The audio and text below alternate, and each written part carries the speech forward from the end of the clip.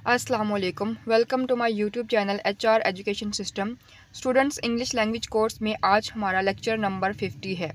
Topic है use of them. Students, आज के लेक्चर में हम लोग यूज़ ऑफ देम सीखेंगे। लेक्चर स्टार्ट करने से पहले मेरी आप लोगों से रिक्वेस्ट है कि प्लीज़ मेरे चैनल को सब्सक्राइब करें। सब्सक्राइब करते हुए बेल आइकन का बटन ज़रूर दबाएं ताकि हर आने वाली वीडियो को नोटिफिकेशन आप लोग को मिल सके।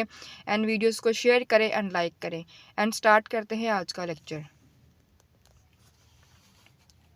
Use of them, use for object pronoun and for plural form.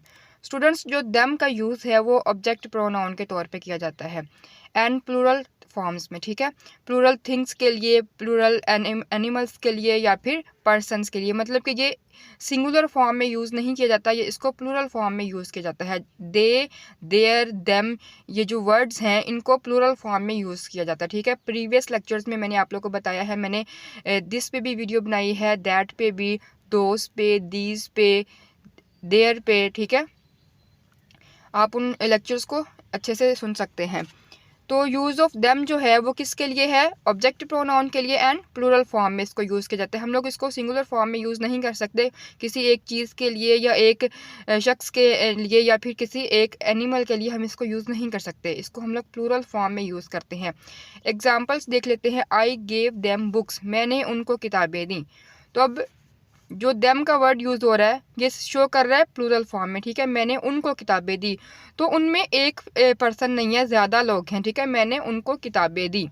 They want to meet them, वो उनसे मिलना चाहते हैं। तो they want to meet them, वो उनसे मिलना चाहते हैं, मीन्स दैट एक की बात नहीं हो रही, ज़्यादा लोगों की बात हो रही है कि वो उनसे मिलना चाहते हैं।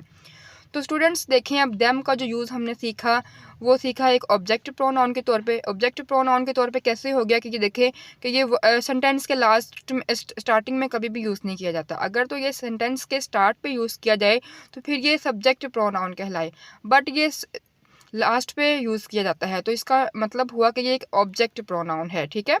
जो देम है वो एक ऑब्जेक्ट प्रोनाउन है, ठीक है।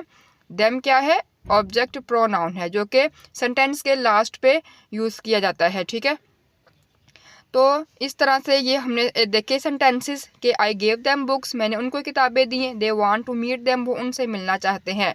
तो यूज़ ऑफ देम क्या हो गया? एक तो ऑब्जेक्ट प्रोनाउन हो गया एंड सेकेंडली इसको प्लूरल फॉर्म में यूज़ किया जाता है, ठीक है। इतनी सिंपल सी इसकी डेफिनेशन है टू स्टूडेंट्स कि कितना ईजिली हम लोगों ने देम को सीखा कि ऑब्जेक्ट प्रोनाउन के तौर पे इसको यूज़ किया जाएगा एंड प्लूरल फॉर्म में, ठीक है।